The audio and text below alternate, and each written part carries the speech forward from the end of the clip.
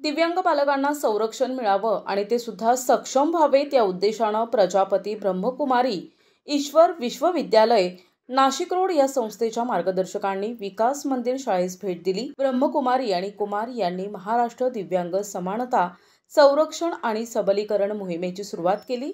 यावेळी माउंट आबू येथून आलेल्या या पदाधिकाऱ्यांनी चित्रफित आणि संभाषणाद्वारे आत्मा आणि परमात्मा यांचा संयोग होण्याकरता मेडिटेशन कसं महत्त्वाचं आहे याविषयी मार्गदर्शन केले। जैसा women's wing, education wing, medical wing,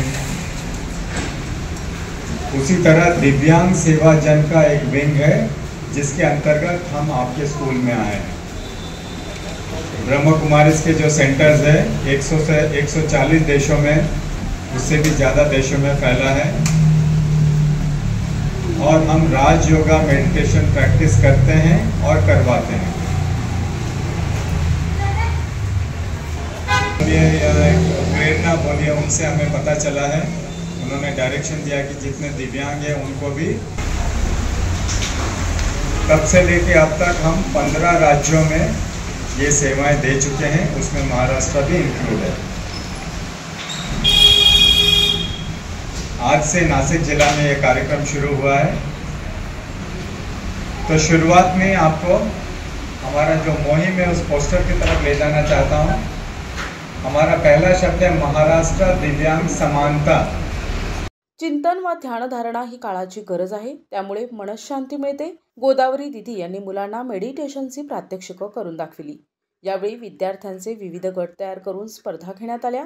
मुलांना बक्षिसे वितरित करून त्यांना प्रोत्साहन देण्यात आले। मुलांचा आणि शिक्षकांचा उत्साह पाहून पाहुणे भारावून गेले होते। दिव्यांग मुलांना एक आठवडा मेडिटेशन शिकण्याकरता माउंट आबू येथे येण्याचं निमंत्रणही त्यांनी दिलं। विशेष म्हणजे आजपासून विकास मंदिर शाळेच्या दिव्यांग विद्यार्थ्यांना त्यांच्या समूहात सामील करून घेतलं गेलं। यावेळी विद्यार्थ्यांना फलाहार देण्यात आला।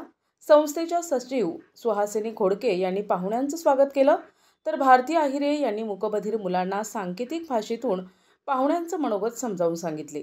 विनीता दास यांनी सूत्रसंचलन केलं, तर दीपक मगर यांनी आभार मानले। कार्यक्रमाची सांगता पाहुण्यांनी दिव्यांग बालकांसोबत समूह नृत्य करत आनंद घेत झाली। मनोहर गायकवाड, दिशा न्यूज, नाशिक रोड।